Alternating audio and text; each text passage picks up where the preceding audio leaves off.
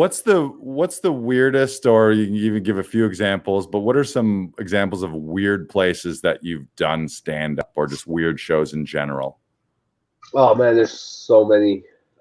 Comedy is the weirdest gig in the world, dude. You know this. We just get sent in the weirdest venues. Yeah, like we're like weird mercenaries that get sent in, and instead of like literally killing someone, we're supposed to go and kill with laughter. But sometimes that you get sent into like Mission Impossible scenarios where you're like, where the fuck are we?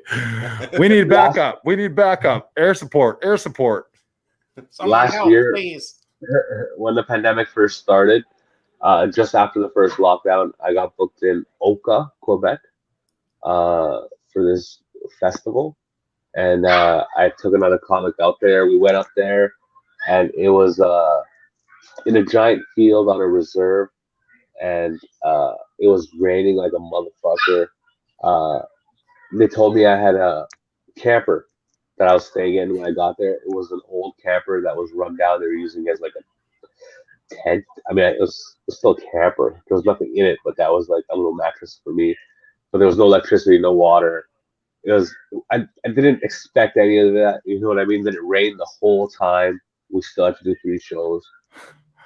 Were you in the rain, or were you under, like, was there an awning or like a stage or something, or are you just standing in the rain doing stand up?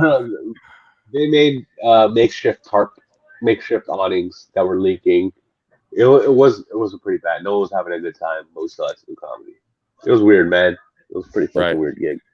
We had a few weeks ago, we had Mark DeBonis on, and we're talking about how like there's sometimes open mics in laundromats. He ran shows in a pizzeria. He ran shows in a skateboard shop. Have you done shows in venues that like aren't performance spaces, that are just these weird other businesses that somehow decide that they want to do comedy? Yeah, I think I've done a laundromat before. Pizza shop, Starbucks. We did once. Just a lot of times, comedy's a hijacking. We take over rooms, and we go where we're not wanted, but they don't know they don't want us right away. Because in theory, the idea of comedy is fantastic, right? Because what you see on TV is pretty clean. You can watch it at home, Channel 44 during the day. You know what I mean? But then once you start adding amateurs in the middle of the day with a microphone, you're fucking up some shit. Right. You know? Right. Yeah, and you're getting like death stares from people at their table. Like, I'm out for an anniversary dinner with my wife. This was supposed to be a lovely evening, and I've got you ranting and raving up there with your new jokes. Yeah, exactly. It could be a fantastic time, or it could be a horrible time. Right. I don't think you want to take those chances on random venues. I'll take a chance for a comedian, but I don't think owners want to. I've done shows on the road where we show up to the venue, and the person who took me, actually this one in general was Jeff Leeson. I've done tons of shows with him, and he was amazing to me early on. And we did one in particular where it was a small town somewhere, like a bar restaurant had booked comedy night to try it out. And we arrive, and we walk up to the door, and we're like, "Hey, we're the comedians to do the show tonight." And the guy's like, "Oh, is that tonight? There's not a poster in the venue. Nobody knows about it. Like, no promo, no nothing. Of course, like pool tables that are active, sports on the big screens, like just the kind of the worst. But we got paid, and we were there. And it's always if you're on the road, it almost doesn't matter how weird and messed up the venue is, because it's still fun, because it's a road trip, right? Like assuming that you're. It definitely helps when you're with someone that you like, and like usually you're traveling on the road with buddy comedians that you're friends with. Different, I guess, if you're lone wolf in it, and then you show up and you're just somewhere alone, that sucks by yourself. But yeah, but that's the game, right? Right. Now, you have been a regular here around Laughing Vikings. We've helped you with a ton of auditions. We're still going to get you that first one. You said that you haven't booked one of those yet, but we'll get you one of them. I think Brandon has a little clip here.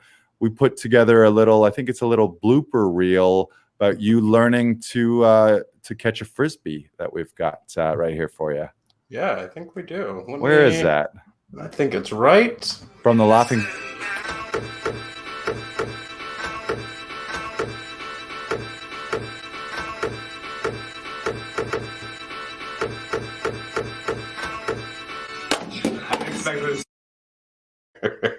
There it is, ladies and gentlemen. So book That's why Nitish. I'm not booking anything. Yeah, have you learned to catch a frisbee now, Nitish? So hard, dude. It just bounces off my palm.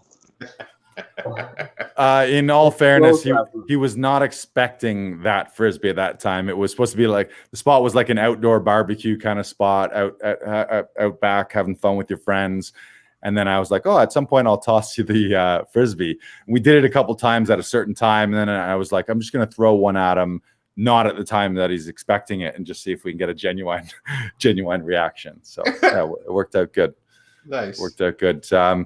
What's been your experience? How do you like coming to Laughing Vikings? I know we've had a lot of fun with the green screen with you, hooking you up on with a DJ booth behind you. We did you were a garbage man one time, so we had a nice streetscape behind you. We had that one where you're in the backyard. I always have fun with you, but how do you like coming to Laughing Vikings, and what's your experience been so far? I love it, dude. You guys are good. You make it easy on me. I suck at recording it myself. You just make it easy for me, man. As a guy who you get in there, you do all the editing, all that stuff. It's just easy, convenient, and it's fun.